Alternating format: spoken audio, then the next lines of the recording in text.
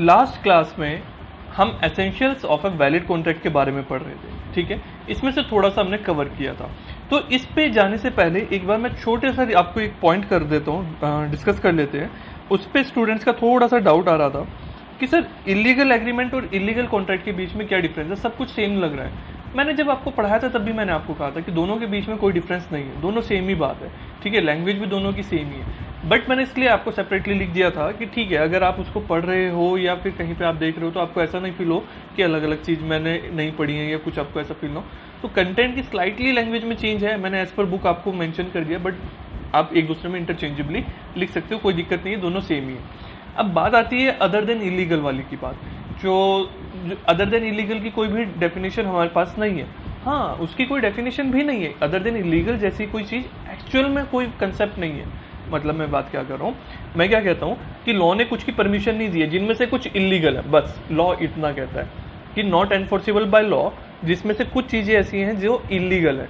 Law इसके आगे कुछ नहीं कहता। तो मुझे समझ में आता है ना कि भाई 100 में से अगर 50 चीज़ कैसी है इलीगल है, तो बाकी इसके अलावा कोई चीज़ें बची हैं, तो बाकी जो बची है वो मेरी नॉर्मल अंडरस्टैंडिंग है। लॉ के हिसाब से उसमें कोई ऐसा डेफिनेशन नहीं है, तो आपसे कोई उसकी डेफिनेशन भी नहीं पूछेगा कि अदर देन इलीगल की डेफिनेशन क्या होती है।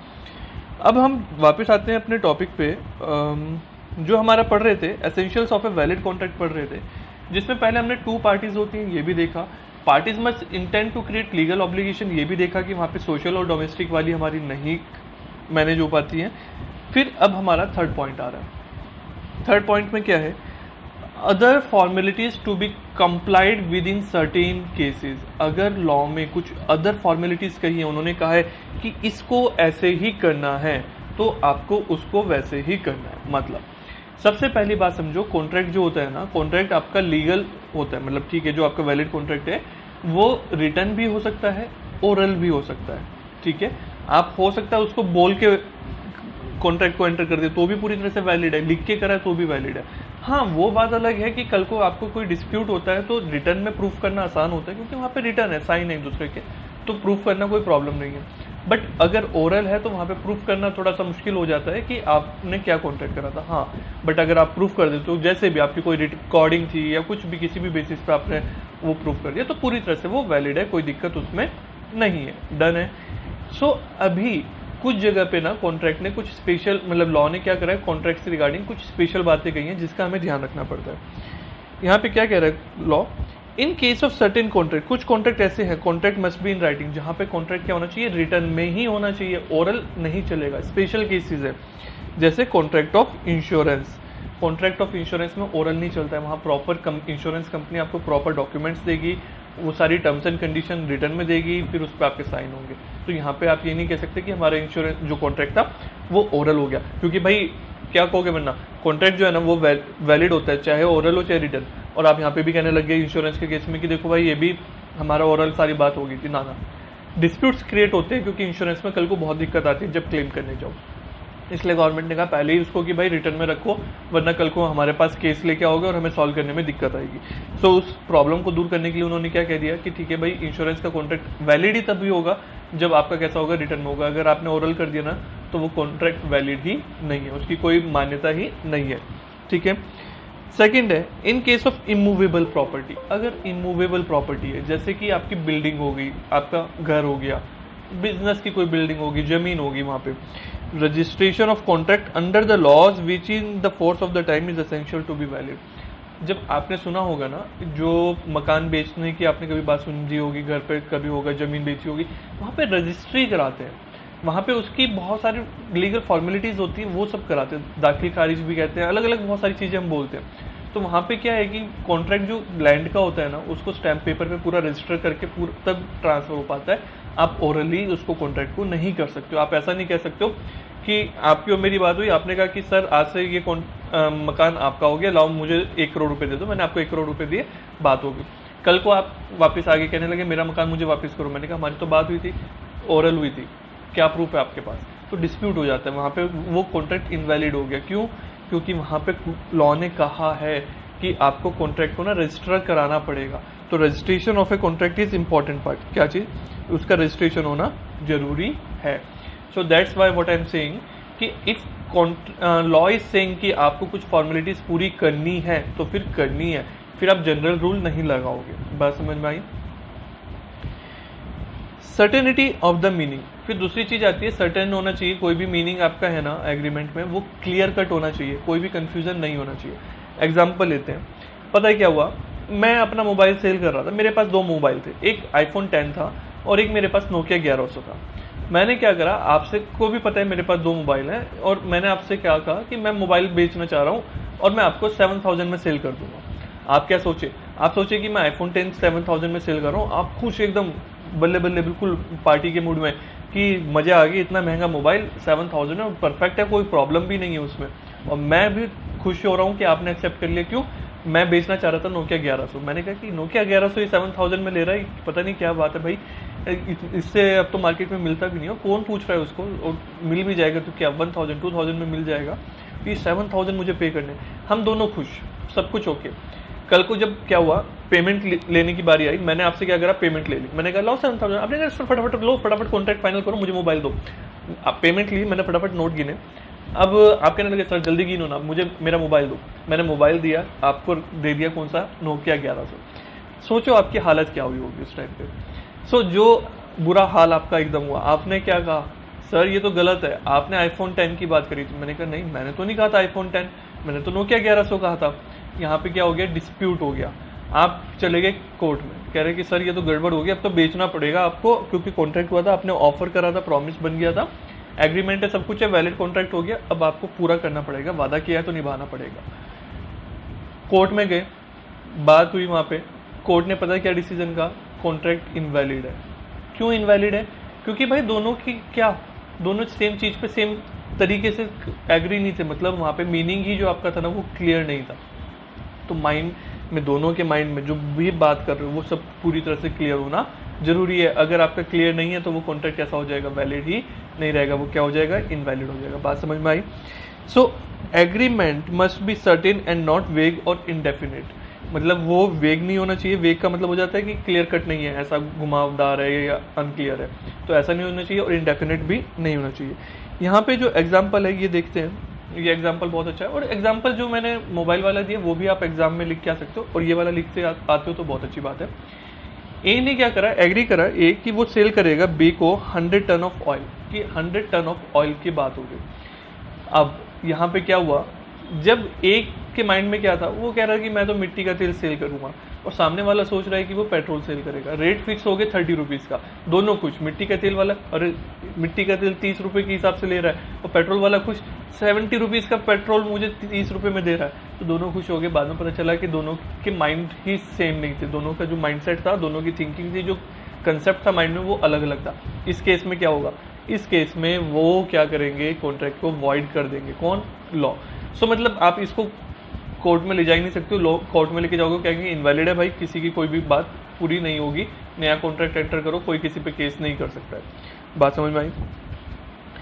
Possibility of performance of an agreement, आपने क्या करा, जब स्टार्टिंग में देखा था ना, एक बॉय ने गर्ल को प्रपोज किया था, सो उस टाइम पे क्या हुआ, उस टाइम पे वादे कर दिए, मैं चांद तारे तोड़ के लेके आऊंगा, मैं तुम्हारे लिए एक बहुत बड़ा क्या नाम, एक आइलैंड खरीदूंगा, इस तरह की सब बातें कर दी।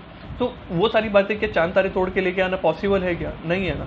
तो क्या कभी वो परफॉर्म हो सकेगा? नहीं हो सकेगा ना। मतलब स्टार्टिंग से ही आपको पता था कि भाई गलत बात कर रहे हो, इनवैलिड है, मतलब वो काम कभी करोगे ही नहीं।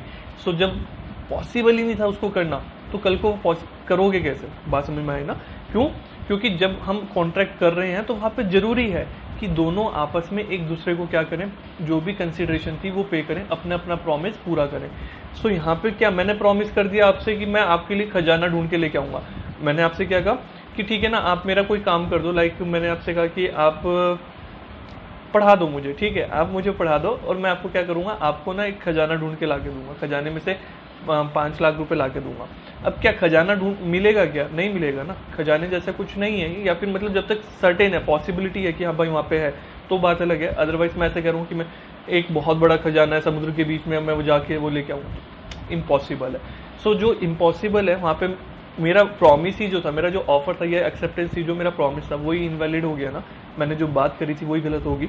सो इस केस में क्या होगा, वो कॉन्ट्रैक्ट मेरा कैसा हो जाएगा, इनवैलिड हो जाएगा। तो एसेंशियल होने के लिए हम क्या देख रहे हैं, वैलिड होने के लिए एसेंशियल एलिमेंट्स देख रहे हैं ना, तो वैलिड होने के लिए उसका पॉसिबल होना जरूरी है कि जो भी आप बात कर रहे हो, जो भी आप प्रॉमिस कर रहे हो, या जो भी आपकी कंसिडरेशन है वो पॉसिबल हो, तभी वो वैलिड कहलाएगा, अदरवाइज वो वैलिड कॉन्ट्रैक्ट नहीं कहलाएगा।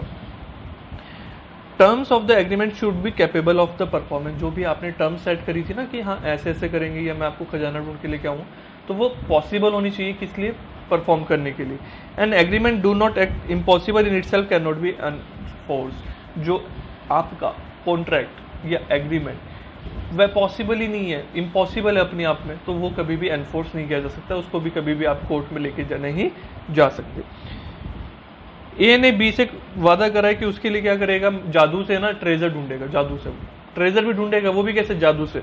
The agreement can not be enforced, क्योंकि ये पॉसिबल ही नहीं है।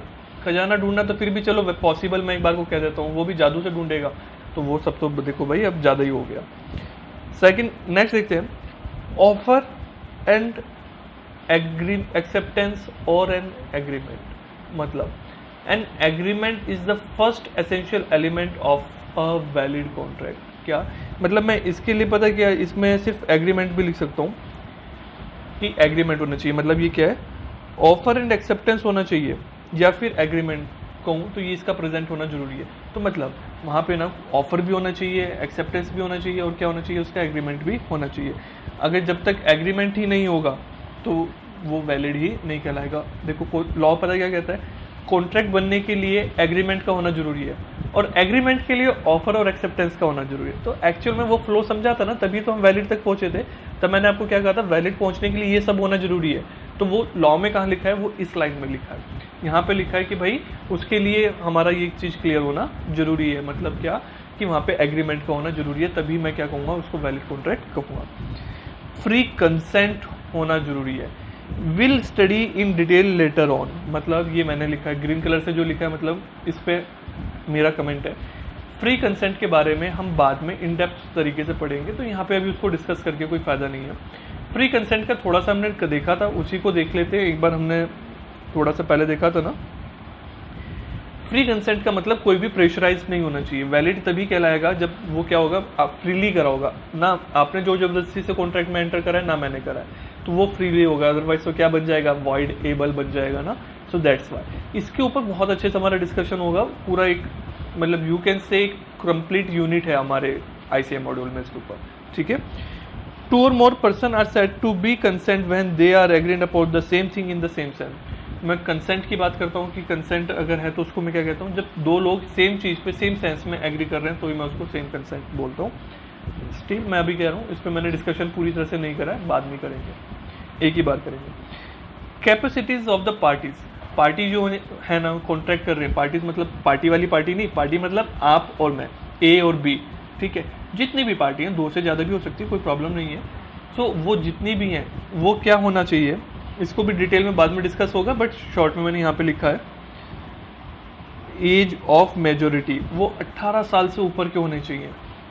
साउंड माइंड का होना चाहिए, मतलब वो बंदा पागल नहीं होना चाहिए, या फिर उसको स्पेसिफिकली डिस्क्वालीफाई ना कराओ। जैसे क्या होता है, बहुत सारे कॉन्ट्रैक्ट में क्या होता है कि वहाँ पे कह दिया होता है कि अगर आपका कोई क्रिमिनल केस है ना तो आप कॉन्ट्रैक्ट में एंटर नहीं कर सकते हो। सो अभी स्पेशली उसको कह दिया कि भाई ये तुम ये कॉन्ट्रैक्ट नहीं कर सकते हो, तो अब नहीं कर सकते हो। तो सर वो बात सब ठीक है, समझ में आया कि स्पेशली मना कर दिया तो फिर ठीक है, और कोई बंदा माइंड से ठीक नहीं है तो अभी वो कॉन्ट्रैक्ट कैसे करेगा, उसको क्या समझ है, तो वो कॉन्ट्रैक्ट उसने कुछ भी कह दिया कि मैं ऐसा करूँगा, अभी उसकी क्या मायने रखती है, तो ये बात भी क्लियर हुई। एज ऑफ मेजोरिटी 18 साल से ऊपर का होना चाहिए। हाँ, 18 साल से नीचे का कोई भी एग्रीमेंट नहीं कर सकता, कोई भी कॉन्ट्रैक्ट नहीं कर सकता।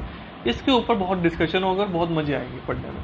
तो ये कहाँ पढ़ेंगे हम, will study in detail later on, properly detail में वहाँ पे पढ़ेंगे। मैंने सिर्फ आपको यहाँ पे रेफरेंस देके छोड़ दिया कि आपको जब रीड करो तो एक बार क्लियर हो जाए।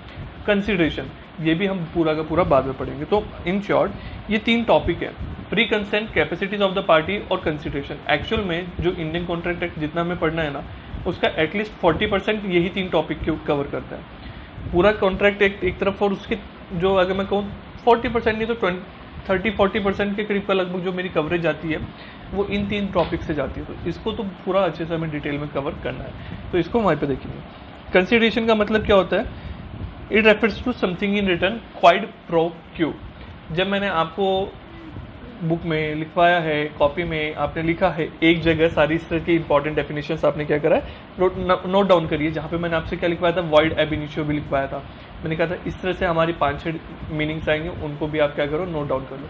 वहीं एक नोट डाउन करो क्या, क्विड प्रो क्यू, इसका मतलब होता है समथिंग इन रिटर्न, और ब्रैकेट में लिख लेना consideration.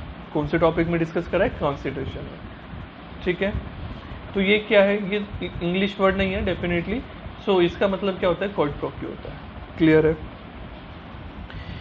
Not expressly declared to be void, ये तो हमने देख लिया कि वैलिड होने के लिए ये सब तो होना चाहिए। इसके अलावा क्या कहा है कि वो ऐसा ना हो कि लॉ ने स्पेशली उसको कह दिया है कि वो वॉइड है। जैसे कि पॉलिथीन का अगर मैं एग्रीमेंट कहता हूँ, पॉलिथीन बैन कर दिया है ना, तो सब कुछ तो है उसमें, जितना भी अभी तक हमने पढ़ा सारी चीज़ें वो पूरी कर रहा है, फुलफिल कर रहा है। ऑफर, एक्सेप्टेंस, कंसिडरेशन, एग्रीमेंट, उसका एनफोर्सेबल बाय लॉ का होना, वहाँ पे आपको जो भी हमने देखा था कंसिडरेशन का होना, capacity of the party major के बीच में, और सब कुछ ठीक है। कंसेंट भी फ्री है, किसी प्रेशर के बिना नहीं है। वहाँ पे एग्रीमेंट भी हमारा हो ही गया है, पॉसिबिलिटी भी है, इसमें इम्पॉसिबल का है, सब कुछ है ना। मैं आप पॉलिथीन दोगे, मैं आपको पैसे दूंगा। क्लियर भी है कि कौन सा पॉलिथीन लूंगा, कौन सी क्वालिटी का लूंगा, कितना पैसा लूंगा, सब बात क्लियर है, सब कुछ है। लेकिन क्या करा लॉ ने, उसको क्या कर दिया, डिक्लेयर कर दिया, स्पेशली मना कर दिया कि भाई इसके आप कॉन्ट्रैक्ट नहीं कर सकते, तो वो एक्सप्रेसली वॉइड हो जाएगा यहाँ पे। लेकिन हमें पॉलिथीन का एग्जाम्पल मत लिख के आना, क्योंकि उसमें थोड़ा सा स्लाइटली डिस्प्यूट हो सकता है। तो आप क्या करोगे, ये वाला एग्जाम्पल देखेंगे। पहले देखते हैं, agreement entered into must not be which law declares to be इधर इलीगल और वॉइड, मतलब वो नॉट एनफोर्सेबल बाय लॉ नहीं होना चाहिए। तो ये इसी में कह दिया इन्होंने क्या कहा, हमने पढ़ा था ना एग्रीमेंट, और फिर उसके बीच में enforceable by law, not enforceable. तो वैलिड के लिए वो क्या कह रहा है कि भाई ये सब तो होना ही चाहिए, उसके अलावा नॉट एनफोर्सेबल बाय लॉ नहीं होना चाहिए। तो वो वाला पॉइंट तो हमने वहाँ पढ़ा था ना, तो वो कहाँ लिखा है, यहाँ पे लिखा। तो वो क्या कह रहा है, या तो इलीगल भी नहीं होना चाहिए, और वो अदर देन इलीगल यानी कि किसी और तरीके से भी वॉइड नहीं होना चाहिए। थ्रेट टू कमिट मर्डर और मेकिंग पब्लिशिंग डिफेमेटरी स्टेटमेंट और entering into agreement which are oppose to public policy are illegal in nature. किसी को मारने की धमकी देना, कि मर्डर की धमकी दे के काम कराना, या फिर उसको बदनाम करने की धमकी देना, या फिर किसी और तरीके की कुछ भी काम करना जो लॉ ने मना करा है, वो कैसा होता है, इलीगल होता है। किसी का मर्डर वगैरह करना इलीगल है ना, वो ड्रग्स वगैरह की डीलिंग इलीगल है, सो वो भी यहाँ पे कवर हो जाएंगे। तो ये टॉपिक कौन से वाला, ये पता है ये पॉइंट कौन सा है, ये वही है नॉट एनफोर्सेबल बाय लॉ, जिसके अंदर दो पार्ट्स है हमारे, इलीगल और अदर देन इलीगल। तो फिर यहाँ पे उसी की बात करिए। क्लियर है पूरी तरह से, ठीक है। सो ये वाला जो टॉपिक था हमारा इतना ही था। इसमें ये 3 टॉपिक हमारे डिस्कस होंगे लेटर ऑन अच्छे से। अभी हमने सिर्फ ब्रीफली देखा है, थोड़ा थोड़ा हमें क्लियर है। सो मैंने इसलिए जानबूझ के यहाँ पे कवर नहीं करा। देखो एक चीज़ बताऊँ, एक चीज़ को मैंने एक ही बार कवर करा है, अदरवाइज क्या होता है वो 3 बार कवर होती है ना, जैसे हमारी कई बुक्स में हो रखा है, स्टडी मटेरियल में हो रखा है, तो वहाँ पे फिर कंफ्यूजन क्रिएट करती है, कोई चीज़ कहीं है कोई चीज़ कहीं है। तो यहाँ पे मुझे पता है कि भाई ये वाला मैं बाद में पढ़ूंगा, तो पढ़ते भी जब यहाँ से पढ़ोगे ना तो एकदम माइंड में याद आएगा, अच्छा ये उससे रिलेटेड है, वो मैंने बाद में पढ़ा था। ज़्यादा लगेगा तो आप क्या कर लेना, यहाँ पे पेज नंबर नोट कर देना कि कौन से पेज पे वो वाला टॉपिक हमारा, ठीक है। तो उससे आपको थोड़ा सा और रिलेट ईजी हो जाएगा कि मुझे कहाँ से पढ़ना है।